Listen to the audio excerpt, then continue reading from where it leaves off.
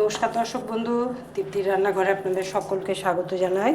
আশা করি সকলে ভালো আছেন, আমিও ভালো আছি। আজ আবারও একটা রেসিপি নিয়ে চলে এসেছি। আজকে করব আমি পোলাও। যেরকম ঘরোয়া পোলাও হয় সেই পোলাও। এখানে গোবিন্দভোগ চাল নিয়েছি। চালটা আমি এই বাটিটার 3 বাটি। তো চালটা আমি আগের থেকে ভালো করে ধুয়ে পেপারের মধ্যে মেলে শুকনো করে রেখেছি চালটা। আর দেখুন এখানে কড়া বসিয়েছি। কড়াতে আমি দিয়েছি দারচিনি আছে, এলাচ আছে, গোলমরিচ আছে, সাজিরে আছে, গরম মশলাতে যা যা থাকে সেগুলো আছে। সেগুলো আগে শুকনো কড়াতে ভেজে নিচ্ছি। দেখুন ভাজাটা হয়ে গেছে। এবার আমি এই হামাদিস্তার মধ্যে তুলে নিচ্ছি। দেখুন কড়ার মধ্যে আমি সাদা তেল দিয়ে দিলাম, তার সাথে 2 চামচ ঘি দিয়েছি। ওর মধ্যে দিয়ে দিলাম আমি 3টে তেজপাতা। এবারে আমি দিয়ে দিচ্ছি ধুয়ে রাখা শুকনো করা চালটা। এবারে চালটা বেশ কিছুক্ষণ ধরে ভাজবো।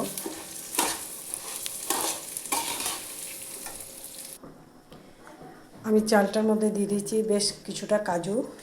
কাজুগুলোকে আধ ভাঙা করে দিয়েছি। এবার কাজুটাও এর সাথে ভাজবো। এবারে দিয়ে দিচ্ছি আমি এই ছোটো চামচের 1 চামচ নুন। দেখুন চালটাকে বেশ সুন্দরভাবে ভাজবো।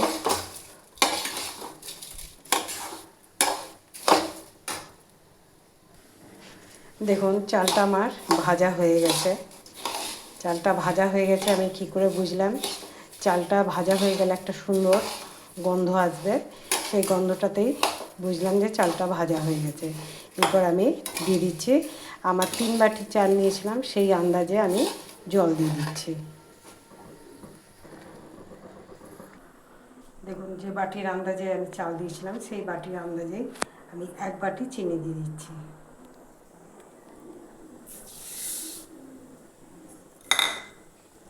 আর এই যে এটা এখন ঠান্ডা হয়ে গেছে। এবার এইটা হামাদিস্তায় থেতো করে এটাও দিয়ে দিচ্ছি। দেখুন এটা গুঁড়ো করেছি আধ ভাঙা করে। এবার এটা দিয়ে দিচ্ছি। আর এর সাথে দিচ্ছি একটু ঘি।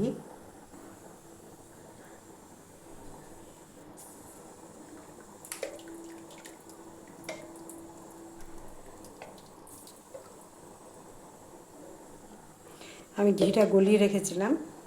ঘি অবশ্যই এত গরমে গলেও যাচ্ছে। কী বলে আমি 3 থেকে 4 চামচের মতন ছোটো চামচের দিয়ে দিলাম। এবারে আমি এটা ভালো করে ঢাকা দিয়ে দিচ্ছি।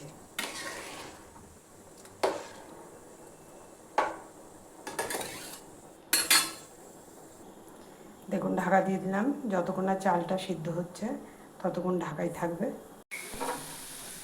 দেখুন গ্যাসটা বন্ধ করে দিলাম। এরপরে থালাটা নামাচ্ছি আমি।